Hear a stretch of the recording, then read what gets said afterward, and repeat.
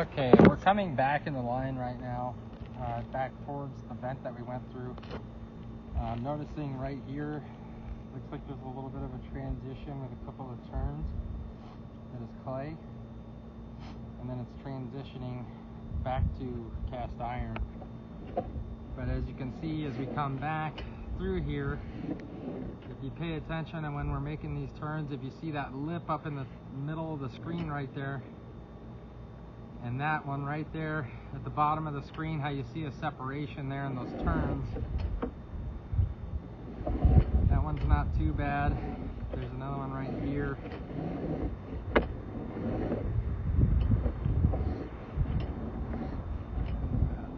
Right there, that's kind of offset as well.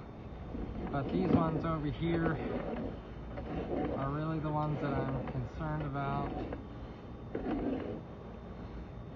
because this is where it's making a lot of turns in one spot, and there's a lot of, you know, misplaced junctions and everything.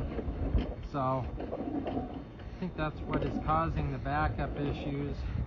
I'm just going to keep coming back in the line, and that's right where it transitions back to cast iron. The cast iron under the house is definitely old, and it definitely has a lot of wear and tear. You know, and the joints are definitely older joints that, you know, could use a little bit of work and replacement. You know, just because, like right there, you see it's just rough because it's really old. There's a lot of what we call scaling on the walls, which is kind of like a rust, because it's a cast iron, which is metal, and the water makes it rust. But we'll just keep coming back in this line here. And like I said, it's old and it's got a lot of scaling and buildup and everything, but I don't really see any, like, I mean, right there it gets pretty thick. And I might suggest like hydrojetting this line before I replace it.